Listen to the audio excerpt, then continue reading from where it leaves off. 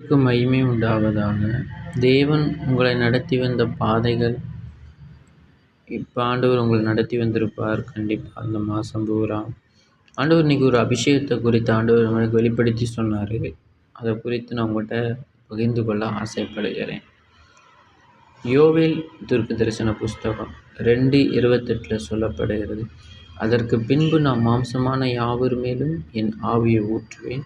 உங்கள் குமாரர்கள் குமாரத்திகள் தீர்க்க தரிசனம் சொல்லுவார்கள்.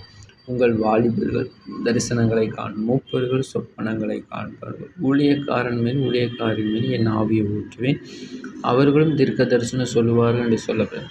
இது கடைசி காலம் சொல்லப்பட்ட ஒரு வாக்குத்தத்தம். இது தேவனுடைய வாயிலிருந்து புறப்பட்ட ஒரு வார்த்தை. இந்த அபிஷேகத்தை குறித்து நான் கிட்டத்தட்ட நிறைய காரியத்தில் நான் ஆராய்ந்து பார்த்து நிறையா வந்துட்டேன். அது என்னதான் அந்த அபிஷேகம், என்னதான் அந்த பின்மாரின் ஊற்றப்படுகிற அபிஷேகமோ அப்படின்னு நினைக்கும் பொழுது, ஆண்டவர் ஒரு நாள் அந்த அபிஷேகத்தை குறித்து என்னிடத்தில் சில காரியங்களை வெளிப்படுத்தி சொன்னாங்க. இது மாம்சமான யாவர் மேலும் என் ஆவியை ஊற்றுவேன். குமாரர்கள் குமாரத்திகள் தீர்க்க தரிசனம். இப்போ உலகத்தில் ரட்சிக்கப்படாத சந்ததியிலையும் பார்த்தா சில பேர் கடவுளுடைய வார்த்தையை சொல்லி உண்மையும் சொல்லப்படுகிறது, போலியும் சொல்லப்படுகிறது. ஆனால் கிறிஸ்டின்ஸிலும் சொல்லப்போனால் உண்மையும் சொல்லப்படுது, போலியும் சொல்லப்படுது. ஆனால் இந்த யோவேல் படிக்கும் பொழுது குமாரர்கள் குமார தீர்க்க தரிசனம்.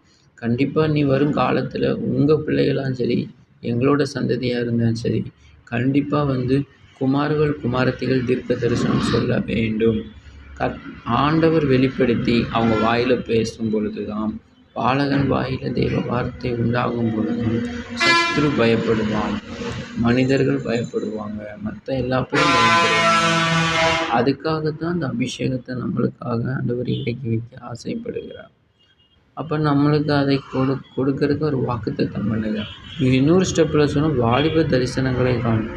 நான் இதுக்காண்டி தான் ஜெபிக்கிறேன். ஆண்டவரே உங்களை பார்க்கணும், உங்களோட பேசணும்னு சொல்லி ஜெபம் பண்ணுறேன். ஆனால் இப்போ தான் இந்த ஆவிக்குரிய வாழ்க்கையில் ஒரு ஸ்டெப்பில் ஃபஸ்ட்டு முன்னாடி போராடி இந்த அபிஷேகத்தை குறித்து ஜெபம் பண்ணணும் ஒரு ஸ்டெப்பு. அதுக்கடுத்து 2ஆவது ஸ்டெப், 3ஆவது ஸ்டெப். இப்போ ஆவிக்குரிய வாழ்க்கையில் அடுத்தபடி கட்டத்துக்கு போயிருக்கு. ஆவிக்குரிய வாழ்க்கை அடுத்த கட்டம் கடந்து போகிறது. அப்படி உடனே ஆண்டவர் தரிசனமாயிட மாட்டார். உடனே தேவன் உடனே தரிசனமாகி நம்ம கூட பேசிட மாட்டார்.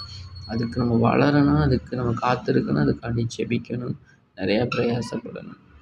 என்னுடைய வாழ்க்கையில் ஆண்டவரை பார்க்கணும்னு நினச்சேன். ஆனால் ஒரு நாள் நான் ஜெபிக்கும் பொழுது ஆண்டவர் ஒரு மங்கி நிறமுள்ள ஒரு தேவனை தரிசித்தேன். அவரை வெளிப்படுத்தி காட்டினார். அப்போ அவர் தான் ஆண்டவர். எனக்கு அதுவும் அந்த